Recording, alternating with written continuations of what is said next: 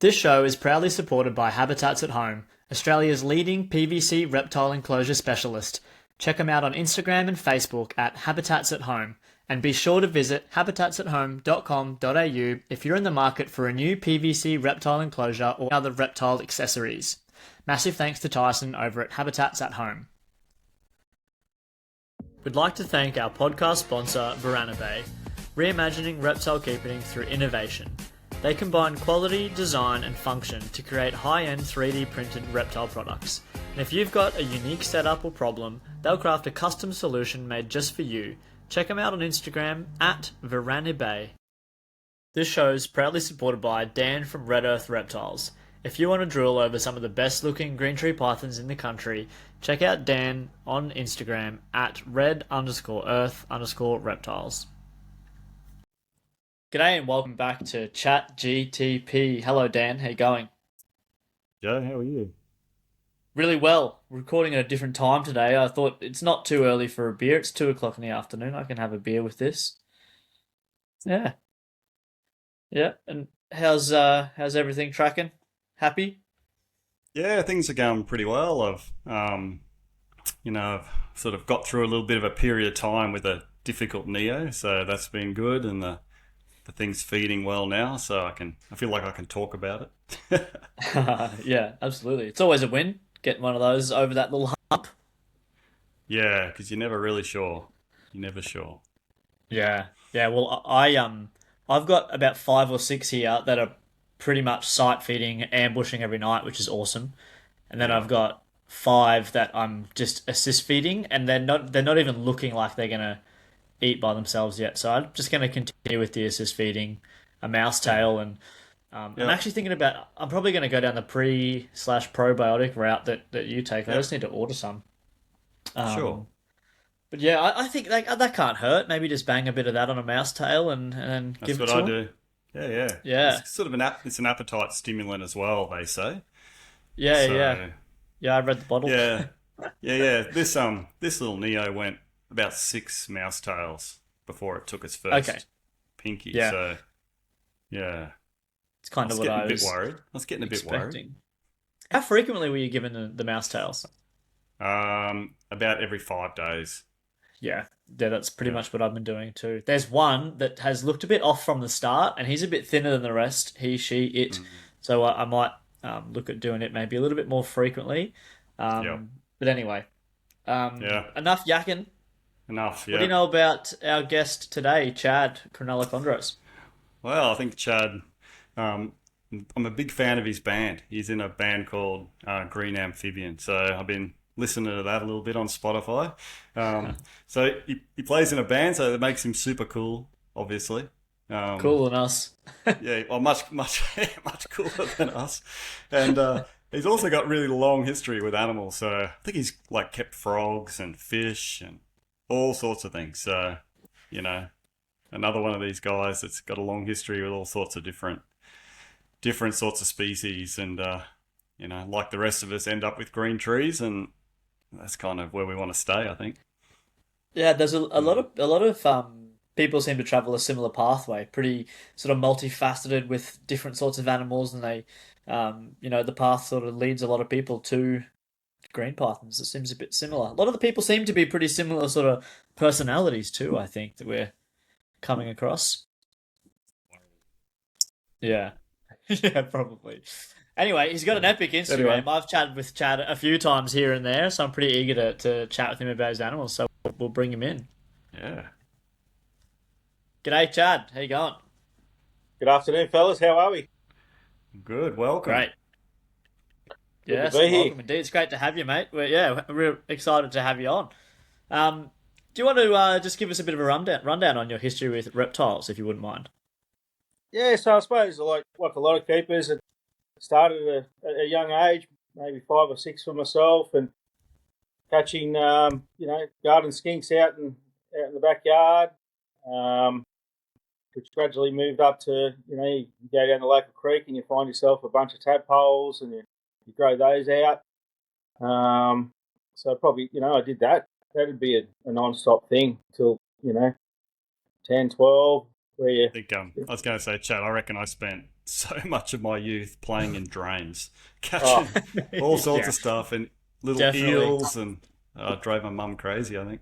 Yeah, I was lucky because it was actually my mother that took me down the local creek and showed Yeah. me, look, you're gonna like. And I would have been, I'd had to be 7 years old at the latest, you know. So she Yeah. was really accommodating and bought me the setup. So I think it was a round fishbowl at the time, and you could put tadpoles in there, and then they'd all grow, and then they'd all escape inside the house. And these are just common tree frogs, parents tree frogs that we have down here. So yeah, that was cool, and that sort of led me into keeping blue tongues as a maybe 10, 12 year old. I had quite a few blue tongues, bearded dragons, of course, red bearded dragons. And then I got my first fish tank around 12, 13 years old. Kept African cichlids, and I've had fish tanks ever since then. Still to this day, I think I've got, I don't know, 15 tanks in the garage and saltwater reef tank inside the living room and whatnot. And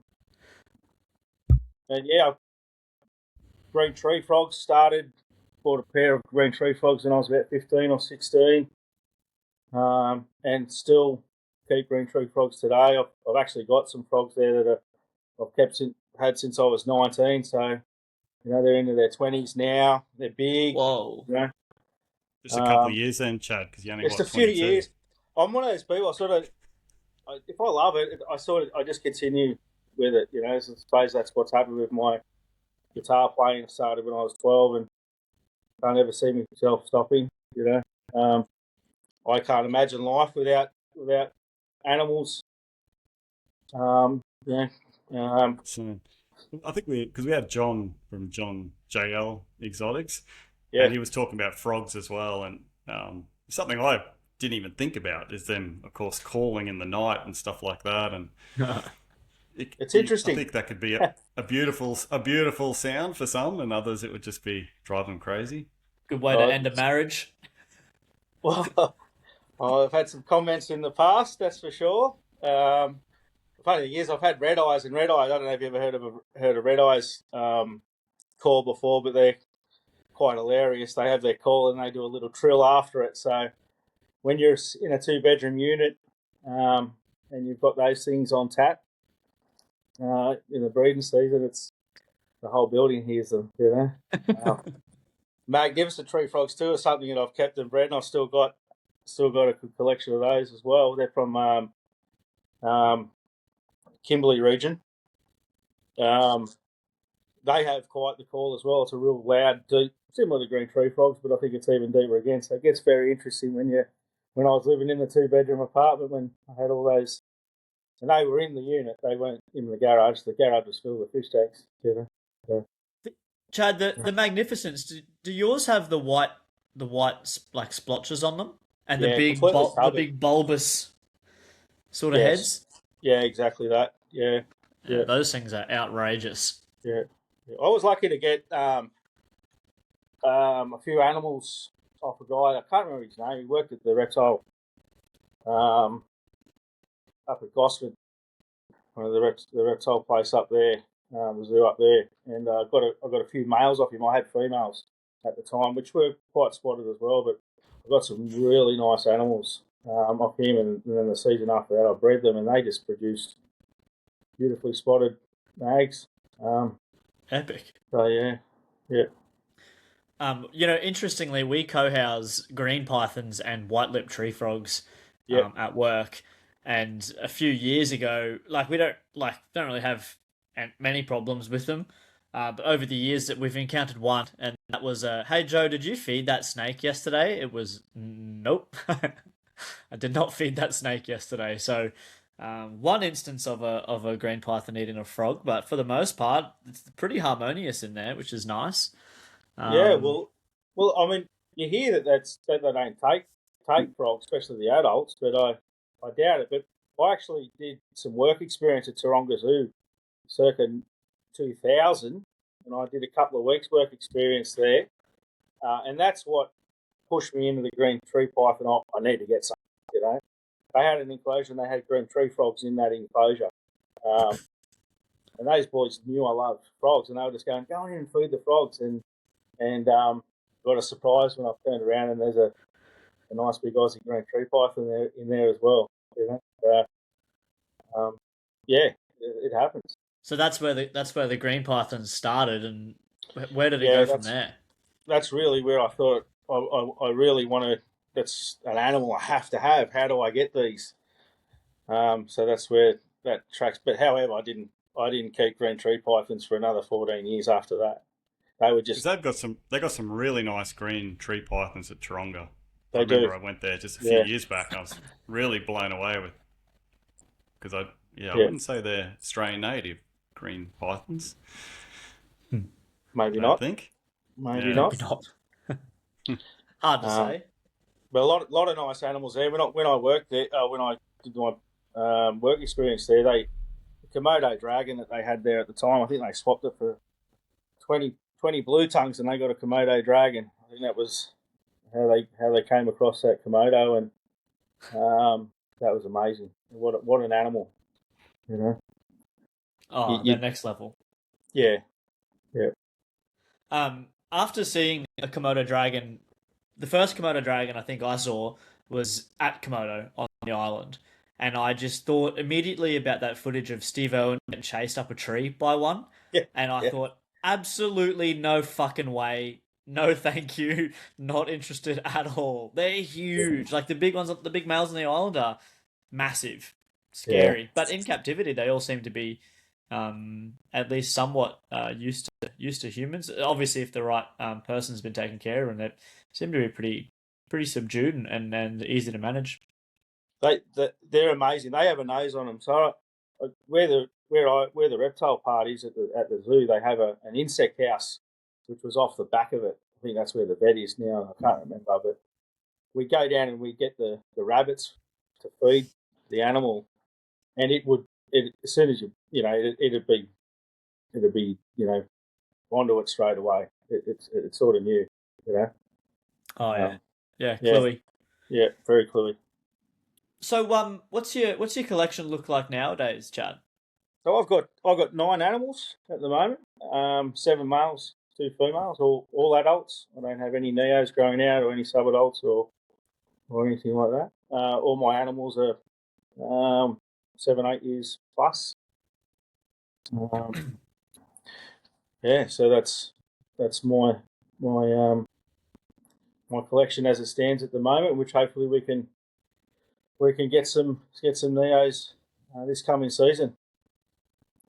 Just going to ask a sort of a fill-in question between the time you were at Taronga Zoo to you acquiring animals. Did you say that was like 16 years? 14 years. 14 years. Yeah. That was a long time to think about them. It was, but it was all about money, Dan. And at that time, green tree pythons were fetching 20K. That's right. Yeah. And you weren't getting neos. You know what I mean? And there was obviously a time period where the dream was still there, but you're focusing on saving your money and buying yourself a unit so you didn't fall behind in life, so to speak. And that's what I did. And 3 or 4 years into me purchasing my unit, I contacted Michael Cermak, and that was via his website. And you had to actually write the reason why he should. So basically, the reason why you should be considered for one of his neos, which I wrote a lengthy email to Michael, and I don't know how long it took for him to get back to me, but he did, and I ended up with an animal a few months later. Very lucky. Absolutely That's stunning awesome. animal. Yeah. What did that animal look like, and do you still have it? No, I don't have that animal anymore. It subsided to cancer at about 4 years of age. Got a fairly sizable lump around the heart, and unfortunately that animal perished at that stage. But so those are things that happen. They're not easy. by any means, but I was lucky. I had another 3 animals still in the collection at that stage. So, and then went on to actually breed the animals within a year or two of that happening. So, yeah. Yeah, right. And just out of curiosity, do you happen to remember what you paid for it? Maybe 1,200. Oh yeah, that's pretty. $1,000 to $1,200, I think. Yeah. What year was that, if you remember? 2014. Okay. Yeah. 2014. Late 2014, early 2015 it would have been. Yeah. Yeah. Yeah. That's when you started really amping things up, Dan, with the greens. I got 2009 animals in 2010. That's when I Okay. first got some. Yeah. From Southern Cross Reptiles, Simon Stone at that time. Yeah, yeah. Yeah. How many So, animals did you purchase at that time, Dan? Sorry, Chad, what was that? I missed that. How many animals did you purchase? Yeah, well, at that time I got they were like a 18-month-old pair, so I bought a Right. pair, and I think it cost me like $5,000 or 5.5 or something like this. Yeah. Yeah. So they Yeah, I come down remember. dramatically by that Yeah, stage, you know? yeah. It was I remember it was 2010 because that was the year I got married, and so that was my present to myself. Yeah. Oh, that's epic. That's good. Um, Chad, how are you keeping your adults now? What size enclosures are they in? How are you heating them? Are you heating the room? What's the go with that? Yeah, so I've got a bit of a mixture of cages. I've got some males that are in 2 foot by 2 foot enclosures. I've got some that are in 4 foot by 2 foot enclosures. Females, I like to give them a taller cage, so it's 3 foot by 2 foot. So that's a mixture of the cages I've got, all hand built by myself. Heating, I've always used heat lamps with a moonlight of sorts, so it doesn't give out any red hue or anything like that. And obviously, when I started keeping green tree pythons, I was reading Maxwell's book, so that's the way I set it up. And I was keeping temperatures, of 30 to 31 hotspot, and then now, like over the last 4 or 5 years, it's come down to 28 and a half, 29 is a hotspot. My room's good because in summer, it very rarely gets over 30 degrees in the room. So obviously those heat lights or heat lamps don't need to work during the day. Over night time, it'll sit 25, 26, which is spot on. That's where I like to keep them over night time. And I'll drop the heat down, half a degree during summer, so it'll come down from if the heat lamps at 29, it'll be at 28.5 during the summer. So, and I to cool that, if we have a drastically hot day, 35, 40 degree day, I've got a portable air conditioner that I'll set up in there that'll just keep that room at 28, 29 degrees. I've also got a fan there that I'll run. Like if the fan's on today, it's a 27 degree day in the snake room. It's probably 28, 29 degrees at the moment, and there's just a fan that oscillates all day up until I go to bed at night. If I might even keep it on at night time sometimes. So it's a really well regulated room in the summer. Winter can get quite cool in there. Can get down to about 19 degrees. So I've started running an oil heater in the room and just bumping those temperatures up to overnight 24. I don't let it get any less than 24, even if I'm, breeding the animals, got them in there. 24 sort of the bottom. I've always had luck with breeding animals with minimal temperature change. 20 you might change it 2-3 degrees of a night time, and they seem to go. Yeah, So I think that 2 or 3 degrees is I think it's not insignificant. I think that's probably enough for yeah, at least for the animals to understand change. And obviously they're picking up on other environmental cues as well. But I think that 2 or 3 degrees is nice. yeah. I mean, that'll be heat lamp. So heat lamp during the day, in the winter, I'm keeping it 29 degrees. And then over night time, I'll let it drop down to 26, 25 degrees, that heat. So in the cage itself, it'll probably drop down to 24. But Yeah. because they are good sized cages, other than the males' cages, some of the males' cages, you're getting good variance. You know what I mean? And most of the time, those females, they're sitting on that cool side. Males are roaming like buggery, so they're all over the shop. Yeah. Whether you're pairing them up or not, I've got, as I said, 7 males, and so those males they're just constantly on. Moving. It doesn't take much either. You'll hit April. As soon as May comes around, and they're on, and that doesn't stop for months. Yeah. Just trash cages, and and it's I even like to more have some painful when you nice don't have. finds, and they Yeah. trash them all. I take Oh, it all yeah, out. well- I think stuff is. I keep mine quiet. I don't have any plant life in mine. Not that I don't like it. I just don't.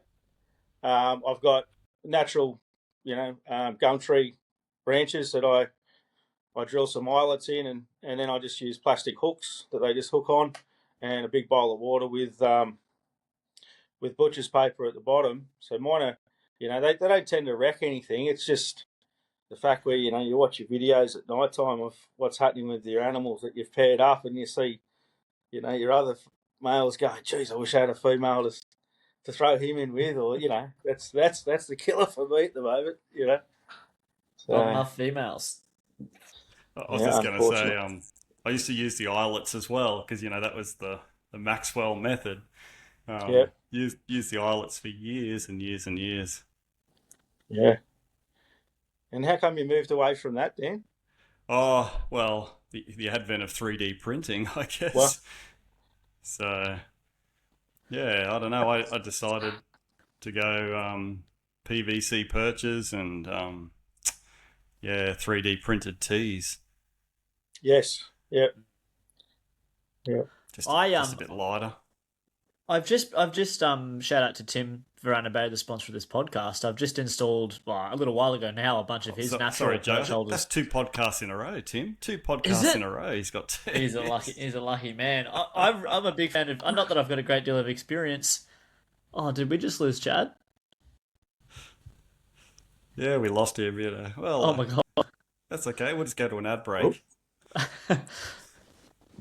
Verana Bay's 3D printed perches. Get some today. Get some today. And we're back. We're back on. Back on. Very good. And so you're using all natural perches in your adult enclosures, Chad? Yeah, all natural perches. A lot of trees obviously blow down around where I live, so I'll go and harvest branches and store them for periods of time until they harden up a bit. I find if you put them in there straight away, they can go mouldy, and you get those types. You get white mould growing on them. So, all the perches that I replace perches sometimes once or twice a year, just depending on. You get a male that is quite a dirty fella, and he'll defecate all over them. So I'll change it out.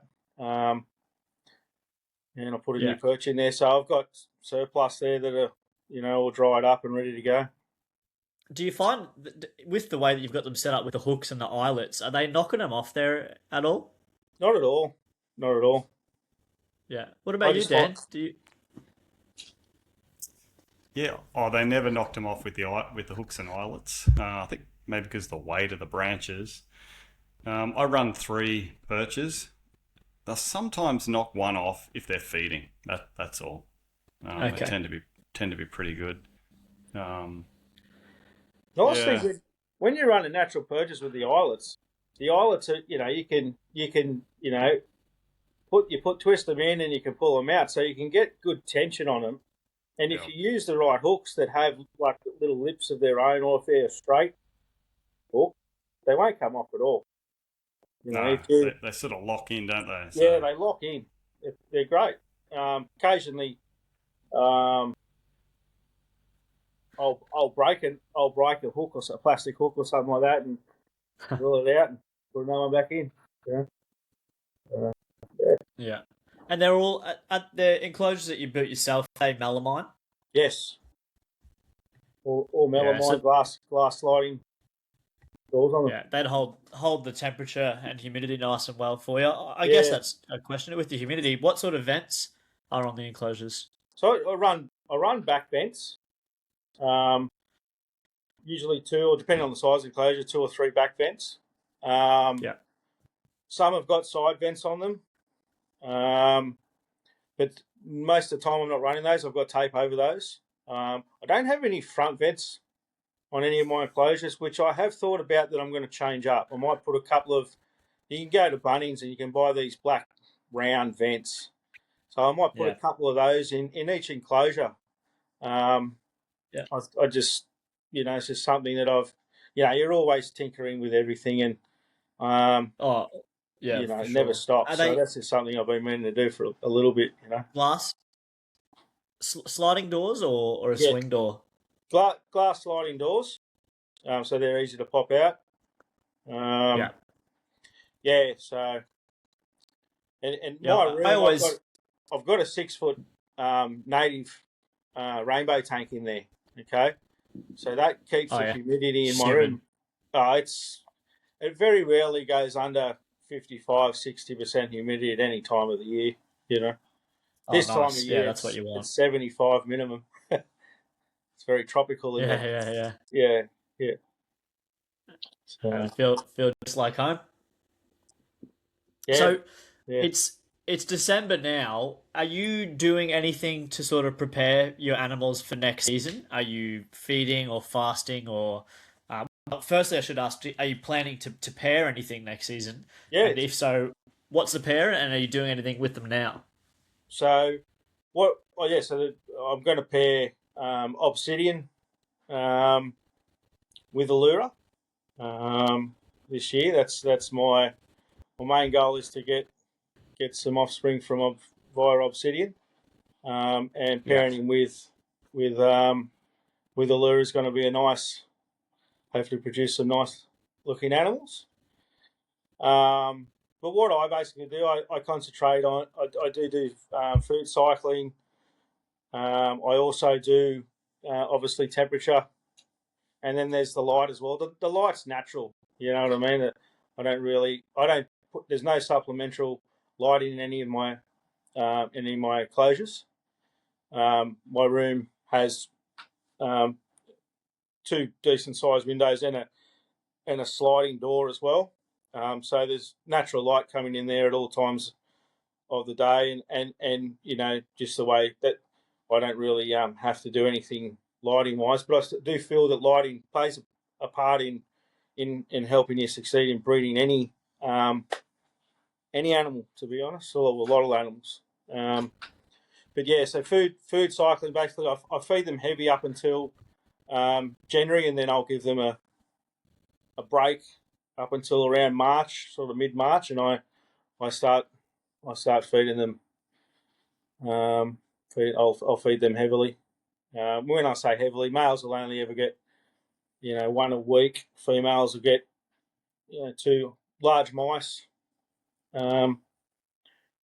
each time per week.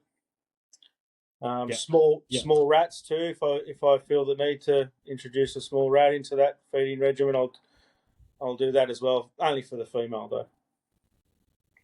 Yeah, I don't think I could ever see my males getting down a rat. The males, in my experience at least, are just slow and steady, and nowhere near as voracious as the females. My sample size is small, but my males would just make a mess of a rat. Yeah, I don't think I've ever fed a male a rat. I've obviously females. I've fed them medium rats at one stage there. Back when I first started keeping green tree pythons, I was feeding larger items. I mean, prolapse wasn't a thing that I ever came across until I did breed some animals, or produce some animals. So, it's only probably the last 4 or 5 years that I've gone from feeding solely rats to now only mice, and then introduce a small rat on the occasion.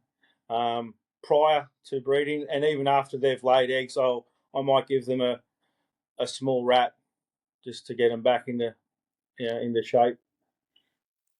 I think I find, Chad, that those rats during breeding really, that big calorie boost really helps trigger the female, I think, to kick on, and get those follicles building. And I that's what I found in my collection.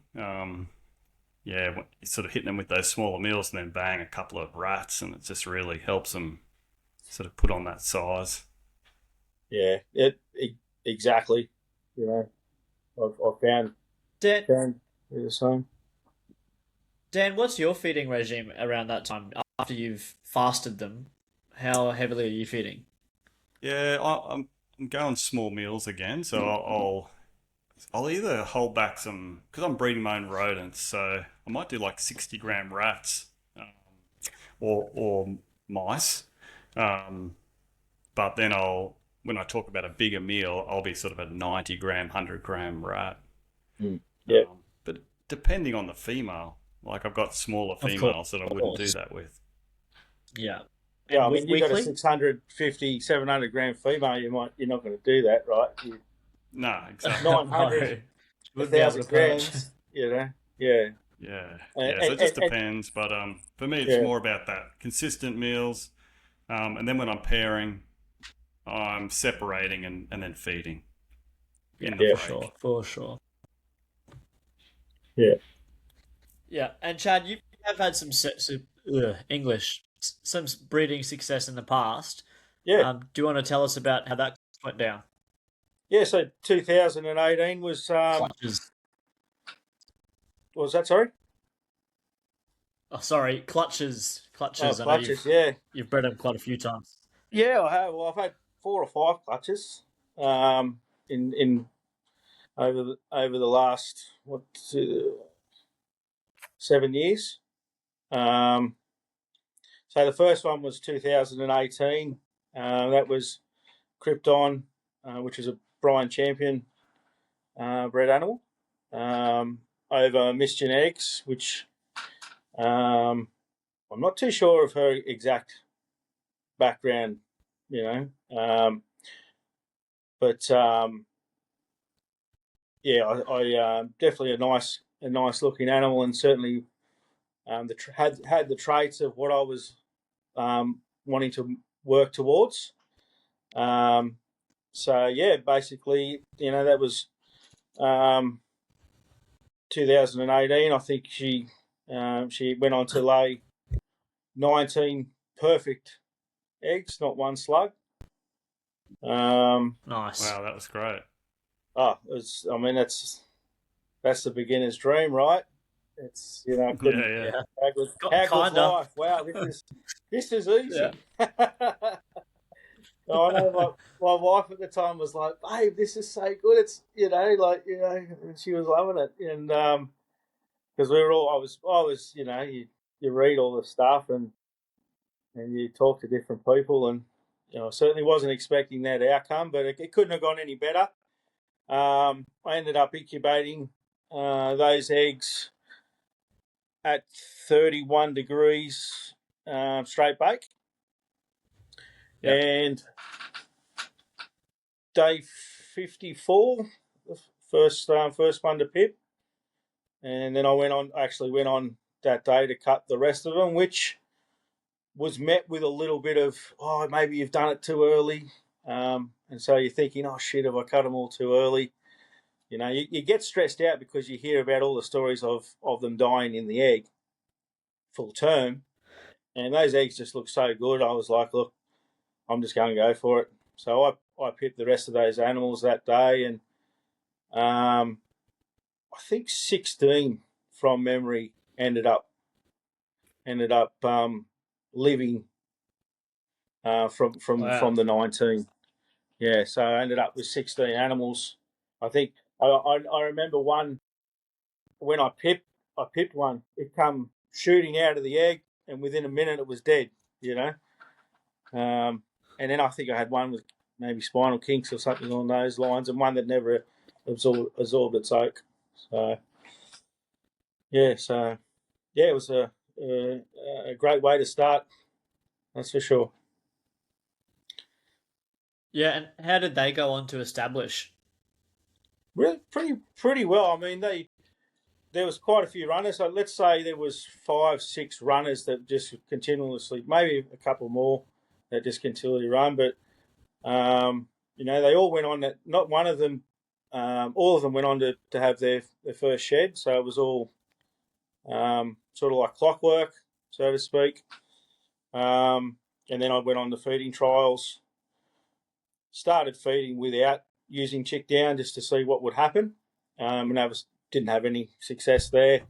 So the next day, out I go, get some chick down. The animals that weren't, they're probably maybe 4 or 5 took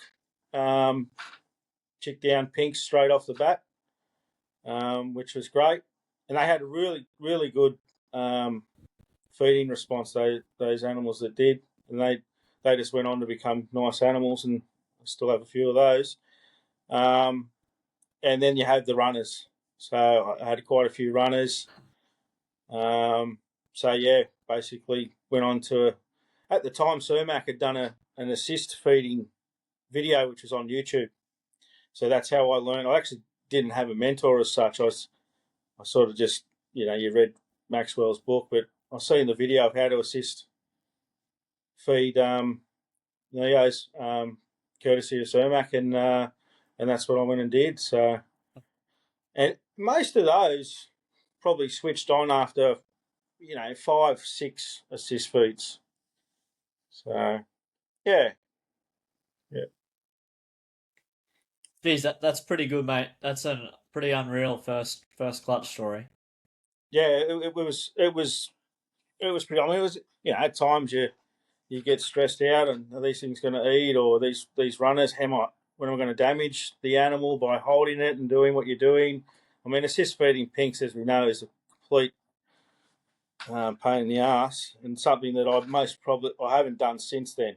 I've always just assist fed tails, thighs, these types of things. So yeah, And I guess you kind of had the luxury of if you stuff it up really poorly with one Neo, there's potentially maybe 14 or 15 more that you can that's get it right. right with. I mean, as a new keeper, Yeah, you've got some room for error there and still to have some success for sure. yeah. It was definitely like that, Joe.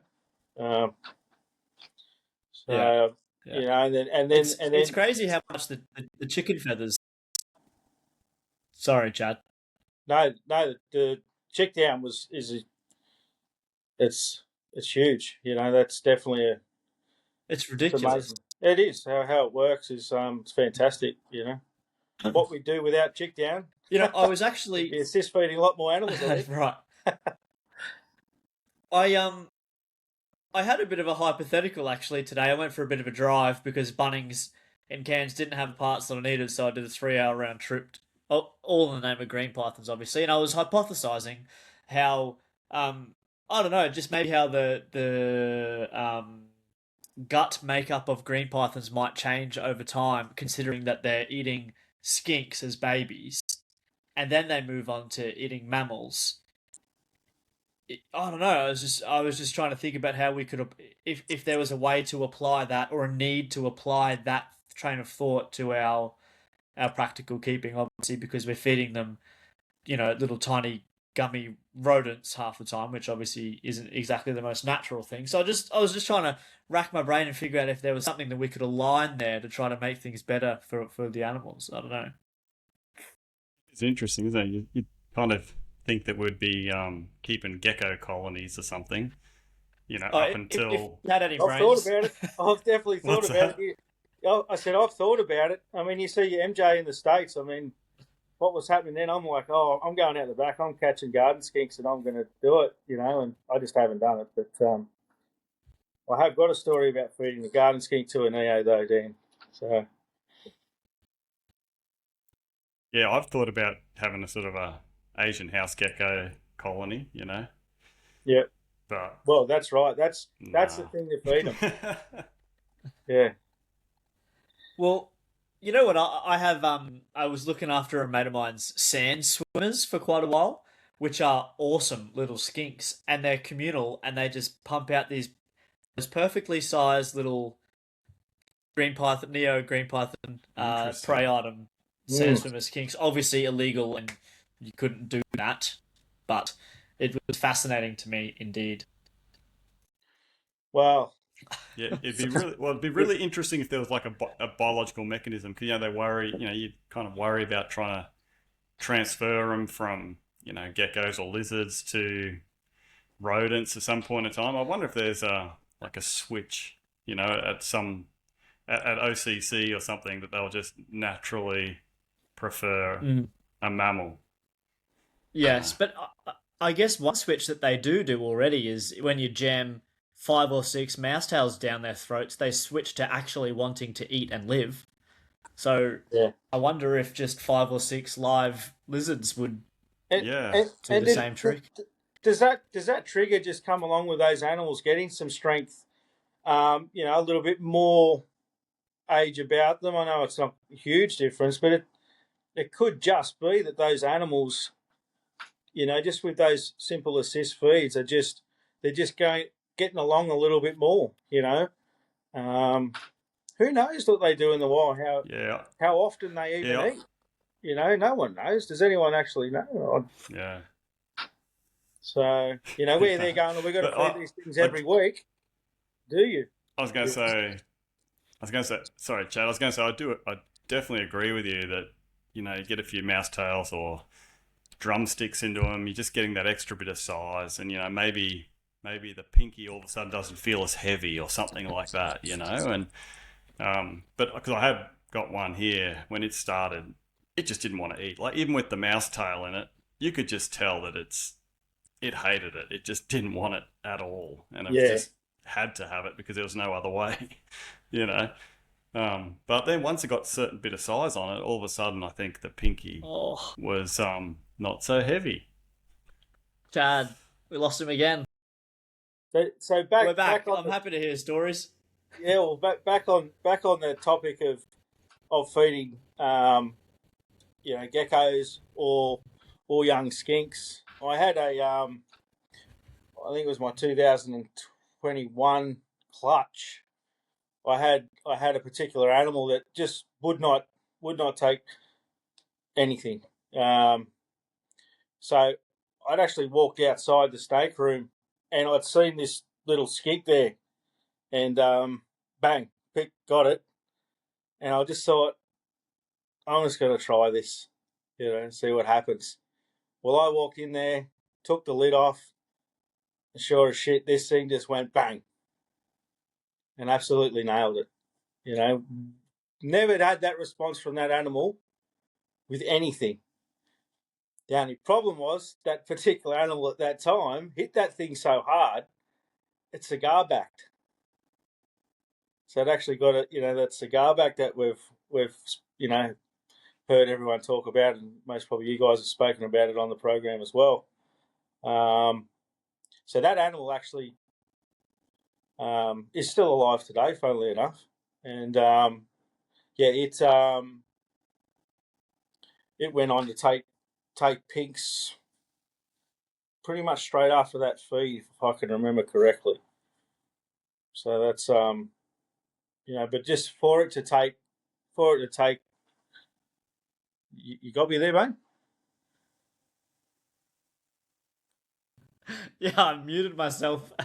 Huh? I was just going to ask. I did want to ask about how it transitioned from eating a skink into eating the next meal. Yeah, so I didn't try another skink at all. basically just went straight to pigs with chick down, and it hit it. Now that may have been 2 weeks after that, or maybe 3 weeks after that, because as I said, that animal cigar backed. So I left that animal alone. I thought it was goners. I'd written it off basically, and just every day go in there and check it. And after a while, I'd seen it moving around, and the cigar back had gone, and I was like, okay, and I went ahead and started feeding that animal again, and yeah, from memory, it took a pink with chick down on it straight away. Awesome. Yeah, that's ideal. Yep. I think it was Kenny Richichi and oh geez, I can't remember the guy's name. It's killing me. Vin Russo. But they were talking about how they liked. Yes, that's him. Yeah. About how they like to get live prey items into their snakes, at least for their first meal, to kick the gut flora into gear. And I mean, how many hundreds of thousands of snakes are there out there that have never had a live meal ever and are fine? But also, it's perfectly sound logic in my eyes. Like, I don't imagine you're going to get much of a gut flora from eating frozen things your whole life. But then again, it's like, is it necessary? Because so many animals have done it just fine without it. But is it, is there a better? Is there a worse? I don't know. I like the idea of a live feed, or at least a fresh killed animal for a prey item. Kind of just full stop, to be honest. I just It's interesting. I will fresh kill an adult mouse before I take the tail. So it's still got the blood and everything and marrow and all that in the tail. Yeah. Interesting. I think all that because helps. the frozen mouse tail is just like Yeah. I think Not that's much helped to a it. little bit. I think there's a lot more moisture in it still. It hasn't all dried out, all that sort of stuff. Oh, absolutely. Yeah, compared to a mouse tail that's been in the freezer for 2 years. Yeah. It's Frostbite. It's a little bit of Yeah. leather there. Yeah. Oh yeah. Yeah. Frostbite, freezer burn, all of the above. While we're on the topic of feeding too, Yeah. I just thought I'd add, I actually have always hydrated my food items. So ever since 2017, I've hydrated with 10 mils of water in each. And I've always done it. So even it got to the stage where I was hydrating pinks. Okay, always. Yep. No, yeah, so I hydrate all my food items, even Best video we've ever had of you, Chad, but no sound. no sound. No. I really like his animals. Like some of his animals got those yellow animals with that real blue markings. I love them. Yeah, that Arnold, that thing is crazy. Yeah, we're going to talk about Arnold. Well, he's a special animal, isn't he? He's so that's Krypton Miss Genetics 2018 clutch. He was actually a really reduced pattern Leo. So it probably took him. It took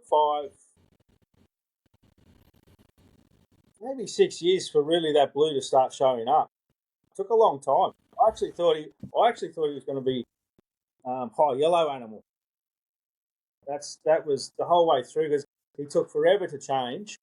He was the last one to sort of start changing, and that was good 2 years into it. And then I thought he was going to be a high yellow animal, but 5-6 years down the track, that blue just started coming through. Now, the last 24 months, it really has come through. Yeah, that Arnold, he's very unique. I've not seen anything else that quite has the yellow, blue, and green like that. He is specky as. Yeah, I mean he's probably similar to Alex Warren's Aquaberry, I think it's called, but that doesn't have the high yellow down the flanks or anything. Yeah. So was he just green and yellow until sort of 5 years, and then just the blues came in? green and yellow, and his dorsal patterns were, just a light yellow. Didn't really have a little bit of black on them, but not a lot. And all of a sudden it just started getting blue hues to it, and then it is what it is today. It took a long time, a very long time for that to come through. And then, I mean, that's the beauty of green tree pythons, and going down the line that we're going down is you just never know what's going to happen. You honestly don't. Yeah, always changing. Yeah. Even my old female that I've got now, I realise she's coming up to nearly 10 years old, I think, next year, and she's starting to sort of wash out. She's going much lighter. She's got a big, darker green sort of dorsal stripe with the white dorsal stripe sort of on top of it. It's cool. She's just very different to how she looked a few years ago. I think she's kind of getting a bit on, which is cool. She looks really mature and nice. Yeah. Yeah, she's looking good too. We'll try her again next year, I think. Well, if she bounces back well, because why not? Why not? Why not? Oh, she looks better, almost better than she ever has. So yeah. Chad, have you got any advice for someone who would want to be getting their first green python? I think I think it's always that thing around getting yourself a mentor, and I really do believe that that's something that with the we've got shows like this one and others on YouTube and different other avenues. Greg Maxwell's book was huge for me, so I would suggest anyone that's getting into it, if you can, purchase that book. While there's some slight adjustments that you may want to make to some of the things that are in there, as a whole, that book will really help you a lot. And there's another book too. That was it from Daniel Natusch and someone else maybe released a book maybe 6 or 7 years ago, something like that.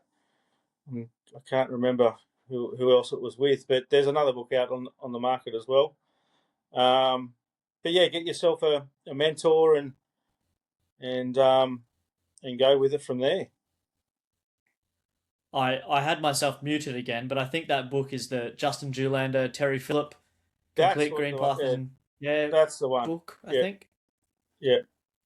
Yeah. Yeah. So I think that the mentor is very important. It's just trying to get a hold of one and asking the right questions to actually get a mentor on board. It's really the hardest part about it. Well, the hardest part is that, someone might dive in it, and we've all done it. You go to Gumtree and you buy an animal off Gumtree. And if you're someone that's just diving into green tree pythons, I don't think that's the best way for you to go. Get in contact with, someone. Hopefully you've got you've done a bit of research and you've been talking to people, because that is going to help you and put you, best step forward if you did it that way. Keeping green tree pythons isn't hard. Absolutely, and I think I don't think keeping until it is hard, and that's when you need help. But once you've got that humming, the first initial getting them to feed. But if you're purchasing a Neo and it comes in and it's a good feeder, well, you've set up your enclosure correctly, and you're up, changing your water and keeping that animal clean. They're relatively easy to keep. Certainly once you get them established, agree. They're easy to. For me, they're probably one of these. They're easier than frogs. They're way less requirements than keeping green tree frogs or whatever other frog you want to bring into your collection. They're relatively easy as long as you get, you do your research, and pay attention to the animal, do the maintenance that's required, which is not a lot at all. They're relatively easy species to keep. Yeah, agree for sure. What's your thoughts on the current state of the green python, I guess, hobby or community in Australia, sort of as it stands now? Well, I think it's excellent. There's a lot of great people involved in it, that have good good success, knowledge. It's I think it's thriving at the moment. I don't think you could breed enough green tree pythons at the moment as you'd sell them everything, So there's a lot of interest in green pythons, and that's the reason. The reasons are obvious, but the communities. It's a good community. Everyone I talk to seems to be really cool, easygoing people. I think it's in a good state. It's only going to get better too. There's some cracker animals that have been bred this season and for a long time, but this season especially, there's been some absolutely cracker animals that have been bred, and the more and more that gets out into the community, the better. It's upwards from here, isn't it? Really, Yeah, I think so. It seems to be really flying, and I agree with what you said. That the demand seems to be really, really high at the moment. You really couldn't produce enough as a single person in Australia to sort of quench the green python thirst at the moment. There's a stack of people out there wanting them. That is for sure, for sure. Yeah. Just for fun, hardest thing is letting them go, Joe. I said the hardest thing is letting them go. Yeah. And that's we'll see how that goes in a few months. Yes. Yeah. I think it's just going to get harder when they start to establish even better and become stronger animals. You're like, at first when they all hatched, I was looking at them like, oh, I like, looking at them and basing which ones I like based on how they looked.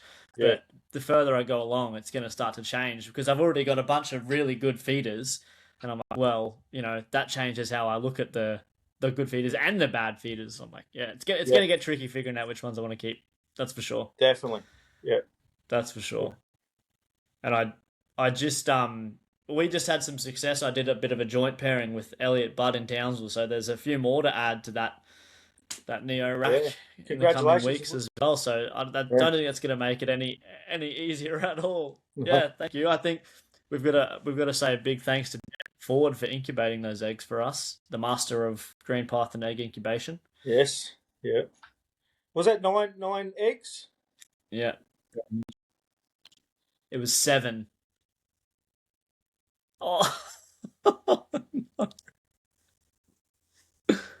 We might look at wrapping it up. So if you could add any green python to your collection from anywhere in the world, is there any that stand out for you in particular? Oh, that's a good question, and I knew it was coming. So yes, I do have one ready. That blue cake. Good. Blue cake. Oh, what an animal. Which one? Blue cake. Oh, yes. Yes. Yeah, that's Dave D. Vibrant Viridis. Yeah, I mean, look, I love all that glacier line. I love the black stuff, of course. Who doesn't? But yeah, that animal was, for me. That's I love it. Yeah. Well, happy days, mate. Well, if anyone's looking for you, whereabouts can they find you? Is you're only on Instagram? Yeah, Instagram only. Yeah. So Cronulla Chondros. Yeah, and it's Cronulla _ Chondros. That's correct. Yep. Yeah, no worries. I'll be sure to put that link in the show notes. Well, it was a pleasure chatting with you, mate. We really appreciate you giving us your time and having a yarn with us about green pythons. Awesome. Thank you very much, guys. Thanks for having me on, and hope to talk soon. Good luck with those eggs in the incubator too, mate. Yeah. Cheers. Yeah, cheers, mate. And Dan, you're on Instagram, red_earth_reptiles. And as always, I'm joemac.uthl. Thanks everyone so much for listening. If you enjoyed the content, please consider liking, subscribing, and following along. And thanks for listening to Chat GTP.